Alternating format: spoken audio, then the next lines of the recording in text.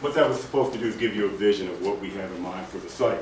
Because development, excuse me, is all about vision. And this, what we have in mind at 5th and I Street, is to create something very special. And so I wanted you to get a sense of why we think we're equipped to do something very special. And that's because I've been looking at this neighborhood since all of my life, since I was a 4-year-old coming to work with my father. So on that sense, I wanted you to get a vision for what we have in mind. I'm Don Peebles. I'm the chairman and chief executive officer of Peebles Corporation. We are a Washington, D.C. founded company. I was born, I'm the second generation Washingtonian. My son in the audience is a third generation Washingtonian. And I've watched the city evolve and watched this neighborhood evolve. So, and I built my first development building in Washington, D.C., east of the Anacostia River at 2100 Martin Luther King Avenue. So today, I want to introduce our team. You heard from Skip Walker. He is a partner of ours. In fact, just to give you a little bit more history, we bid on this project 5 years ago. And we're not selected, so we've learned. So taking lessons from the past, and we're trying to make sure we come with a vision that works for the community to move this project forward. Also, Ronnie McGee, one of our architects, as well as George Dove from WDG. Daniel Newhouse, our development director, and also Kevin Yee, another analyst of ours back here as well. Todd Reppert from Standard Hotels is here as well. So let's walk through now our slides. So we'll go through the first slide. Tell you a bit about our company. We're a multi-billion-dollar business. I started off as a real estate sales agent in Washington, D.C. in 1979. When Washington, D.C. was changing, it was evolving. I remember when we got home rule in 1974. I actually worked on the first campaign for the city council and the mayor, and Sterling Tucker and Walter Washington ran to run this government. I spent my last 2 years of high school working on Capitol Hill as a page, went to Rutgers for a year, came back in 1979, and started working in the real estate business. I built my first building in Anacostia at 2100 Martin Luther King Avenue. The goal was to stimulate economic redevelopment and revitalize a community that had been long neglected. I own that building today. I went on and built buildings around the country. As you can see, our first building, 2100 Martin Luther King Avenue, right down the street here. In fact, in partnership with one of the other developers, Trammell Crow, we did 10 G Street. The Courtyard by Marriott at 9th and F Street, where Gordon Biersch is. I bought that property and assembled most of the block on 9th and F and 9th and E Street in the early 90s when people were running from downtown. We also developed in Miami Beach, Florida, Royal Palm Hotel, the residences at the Bass Club. This is a 750,000 square foot facility. This was the second largest hotel in South Beach. And recently, last week, I closed on a $160 million purchase from the city of New York through Mayor Michael Bloomberg. I purchased the original New York Life Insurance Company headquarters for $160 million. It's the largest deal that the city of New York has ever done with MWBE, and the largest single building sale the New York Economic Development Corporation has ever done. Our company does business actively in multiple cities: Washington, D.C., Miami, New York City, Las Vegas, and San Francisco, and also now getting active in Philadelphia and Oakland, California. We are considered the largest African-American home development company in the country. We have about a $2 billion portfolio and a pipeline of another couple $1 billion of development. Next page. Our partner, McFarland Partners. McFarland Partners happens to be one of the largest entrepreneurial private equity funds in the country, and the largest investment manager, African-American owned investment manager firm in the country. Currently manages $5 billion assets, has more than 80 properties in cities like New York, Washington, D.C., San Francisco, and the like. They own 14,000 multifamily units, 8 million square feet of commercial space. They focus exclusively on investments that promote smart growth, urban revitalization, and sustainability. They also have a major investment in Washington, D.C. In fact, one of the other bidders, I think they invested or acquired a big chunk of their company, JBG, for over $2 billion of investment. They own 44 properties in the Washington, D.C. area, 2.8 million square feet, 712 hotel rooms, and 6,000 apartments. They have done the most transformational projects or been involved in them in, say, New York City, AOL Time Warner City Center with the Mandarin Oriental, 15 Central Park West, the most expensive piece of real estate in the country. The last apartment sold for $13,000 a square foot. Next. Standard International. We thought what was interesting here is how do we build something that's special and unique that adds life here. And so we thought a hotel, for a number of reasons you'll hear from me in a second, was the right use, but who was the right hotel? Standard is a world-renowned luxury boutique brand. They were created by an entrepreneur named Andre Balazs. They are considered the world's most high-profile and singularly designed hotels. Each hotel tells a story, and each hotel is connected to the neighborhood. The Standard downtown, the Standard in LA, the Chateau Marmont, which Andre also did. They are hotels where their food and beverage operations are neighborhood restaurants and food and beverage operations. And they were selected by our team because we worked together in the past, and they are committed to their client base being the neighborhoods and residents in the community. They will add a great deal of life and energy to the community that's already taking place here now. Next. WDG, our architect team, who's going to present themselves in a moment. They happen to be the architect that built my first building. They were the architect of our first building in Anacostia. So we've had a 25-year relationship with that firm. They're Washington, D.C. based. They have an additional office in Texas. They have over 150 architects, and they focus and excel on sustainability, which we're going to be committed to in this project. They've won numerous awards, and they've done some very exciting projects, as you see, in the district and around the world, including Doha, Qatar. Next. Give you a quick summary of our building. On the development plan, 249,000 square feet of gross finished area, 13 stories, 4 stories below grade, 132 parking spaces, 198 room hotel, 59 branded residential units that are part of the hotel complex with separate condo units that will offer our owners and buyers hotel services and amenities. 100 units of affordable housing. And by the way, I'm a big believer in affordable housing because we've got to keep our city affordable for all of us to live in it. And so we are planning to build 100 affordable units in Anacostia on land I already own. So in essence, providing another economic stimulus for the city, creating more jobs and economic opportunity. We already own the land. It would be next to my building in Anacostia, and that would be about 85,000 square feet minimum. Our delivery date, fourth quarter of 2016, we'll build a LEED Silver certification as a minimum standard, and there's going to be multiple commercial uses. There's going to be restaurants, event space, there'll be a rooftop terrace. The nice thing about this building is it'll never be closed to the public. It's a hotel, so all of you all will be able to come in, use the roof terrace, use the restaurant, use the lounge. We're working with a dog spa and pet service facility out of New York to bring a dog spa and so forth into our building for retail space. Of course, standard hotels are all pet friendly, as will this one. Next. Okay, so George, we tried to think very carefully about this special spot, which most of the buildings have been developed on Mass Avenue or on the diagonal, which is of course the nature of the street. This is the one spot in this area where the orthogonal grid of the city comes to play with a triangular park in front of it. So this building will stand out automatically as a node or a mid-block gateway building. The building derives its form from the two uses. First of all, the entire first floor, we'll talk about that in a minute, is devoted to the hotel lobby and street level retail, which will be a variety of uses I'll get to in a minute. The second thing is the building is divided into two particular zones.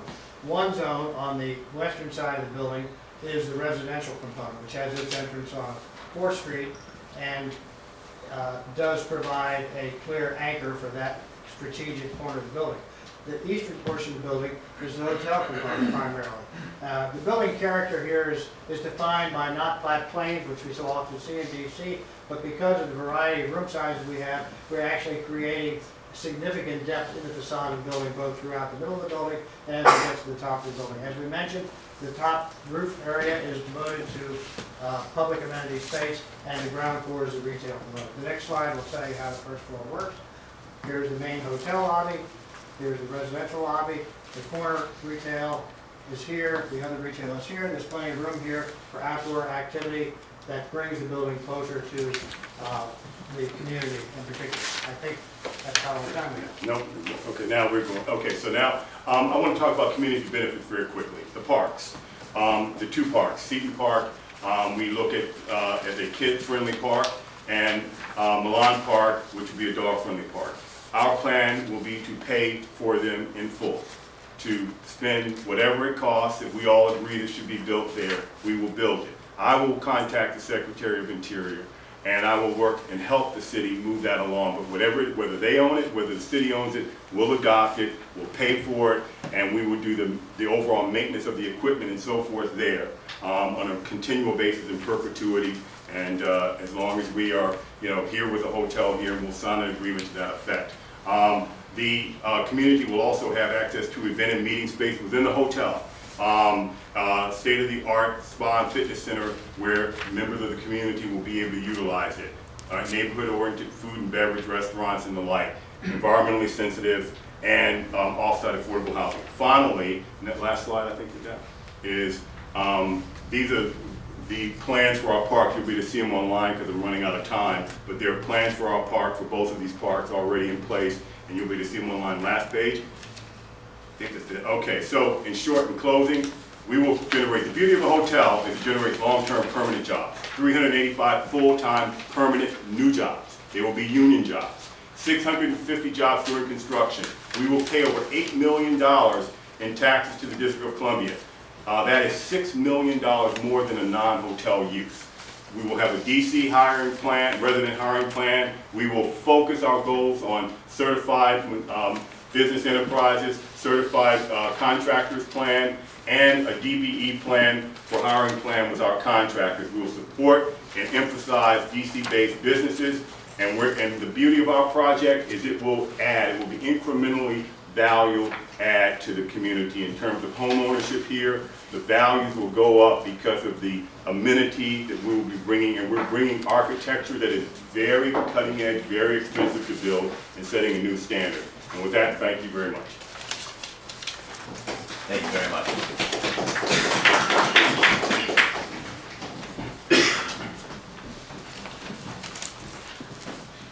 JVG.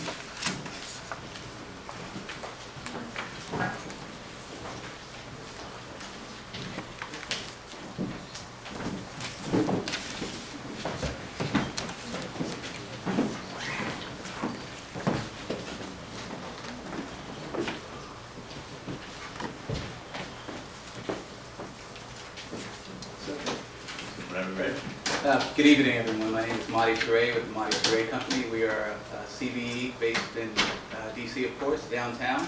And I'm joined here with our development partner, James Nazar of JVG. Hello. Next slide. So the other JVG is based in DC. It's been in DC for 50 years. We're only in DC, active in DC.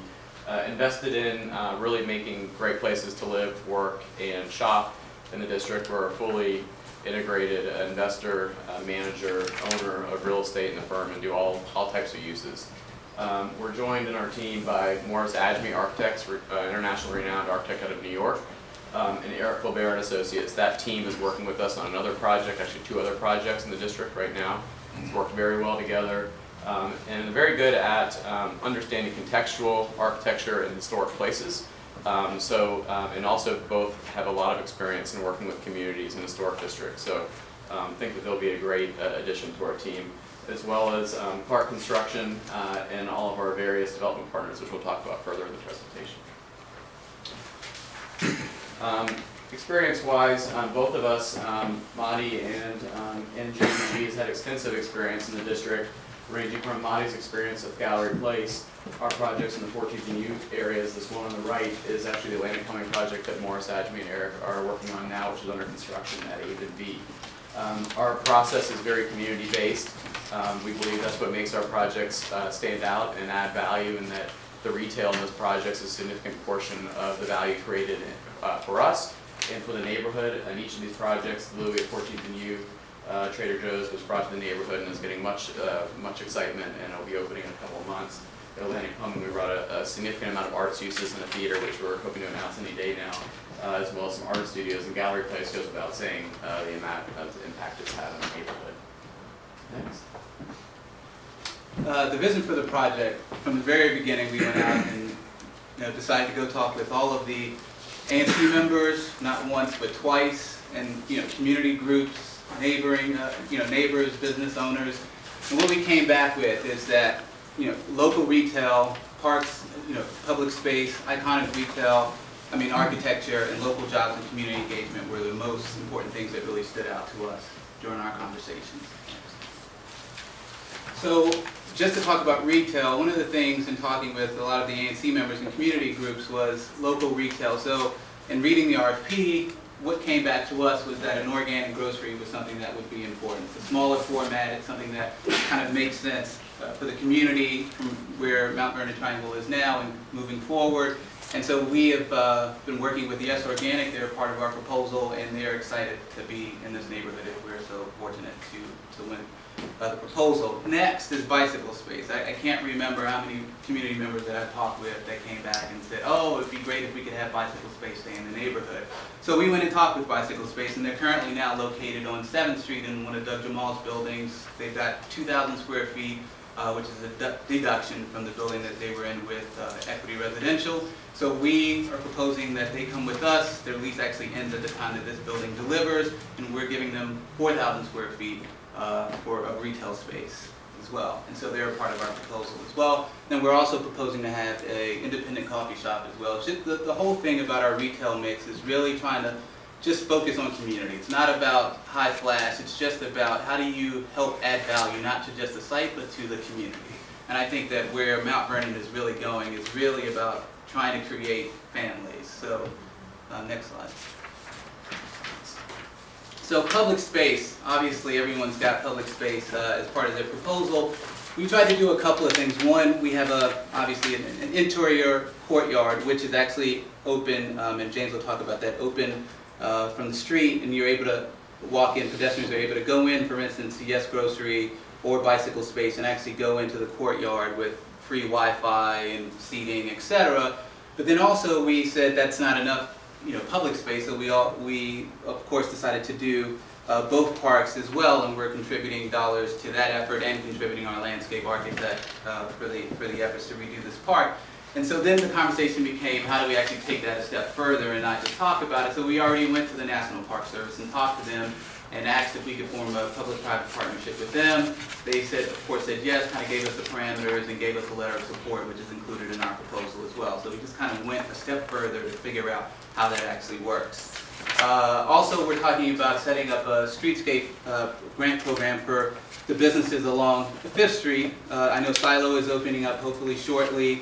Reginald has his building here. Something that actually can help with improvements along 5th Street to actually have a more, I'd say, walkable street along from our project to go to the Safeway, et cetera, to the Low project. Just something that actually helps with safety, et cetera, which is something that I've read, of course, in RFP and talking with community members that's of importance.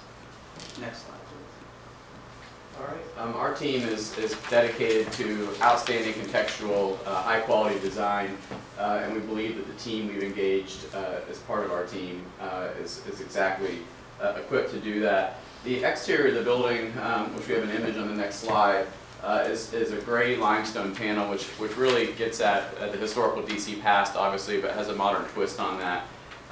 There's large punch openings in the building, which we're maximizing light and air into the units through floor-to-ceiling glass, but you get that articulation of the punched openings as well, which is obviously very indicative of the area. So it's a slightly modern, differentiated twist on some of the architecture that already exists in the Mount Vernon Triangle neighborhood.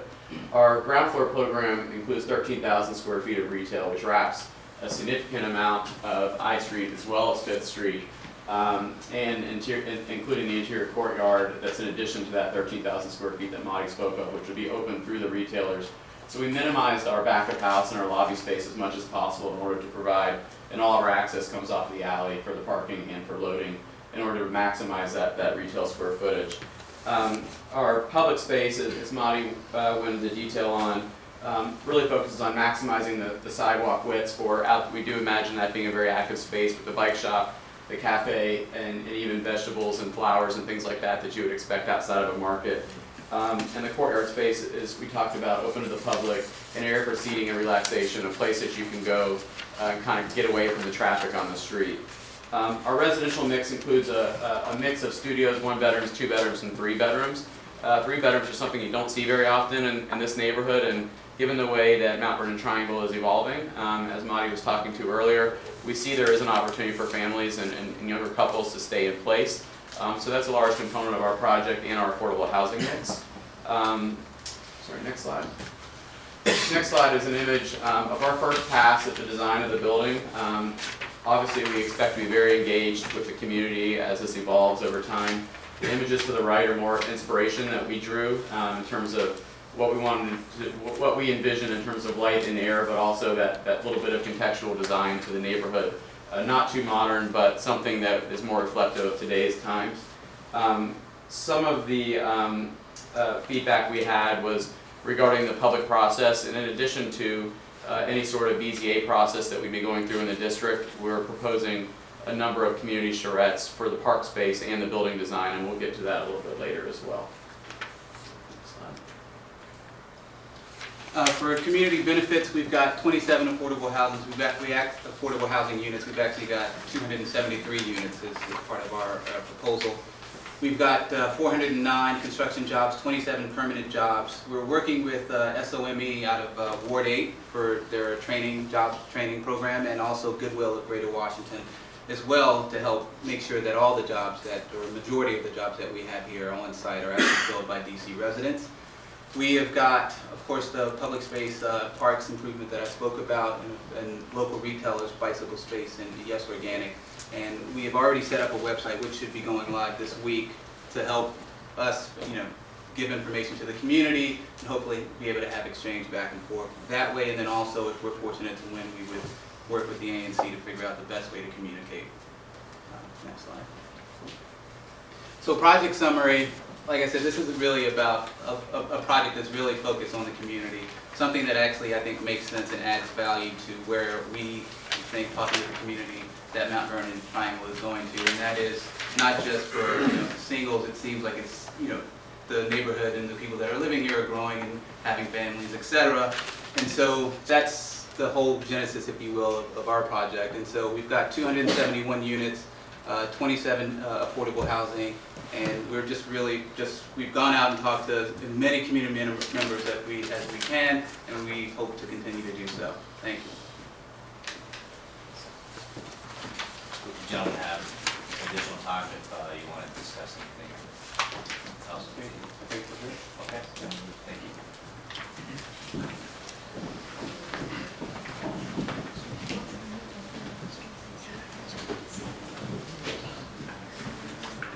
Jump rope. You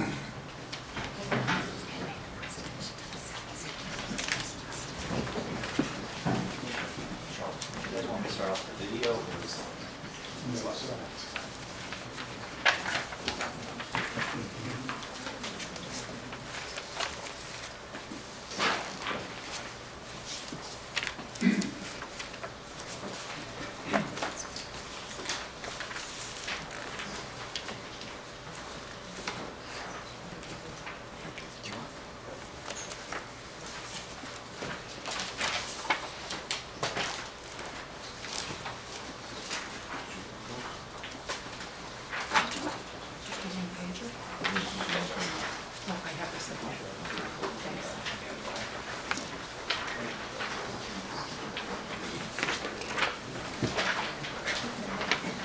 How slippery thick has become here. Yeah.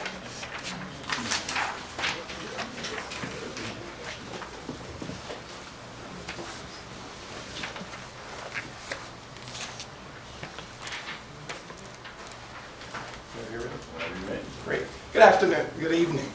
My name is Charles King. I'm a principal with CSG Urban Partners. I'd like to also introduce Adam Weers with the Trammell Crow Company. My partner is Simone Goring-Devanney, Kim King with the YMCA, and David Newman also with Trammell Crow in the back. We are ecstatic to be here this evening because we think that this is a very key site in the Mount Vernon area. And I'd just like to say personally that I'm doing cartwheels because I live here. I live at 6th and M, which is about 2 blocks from here. And my partner and I, Simone, established our headquarters here approximately 10 years ago.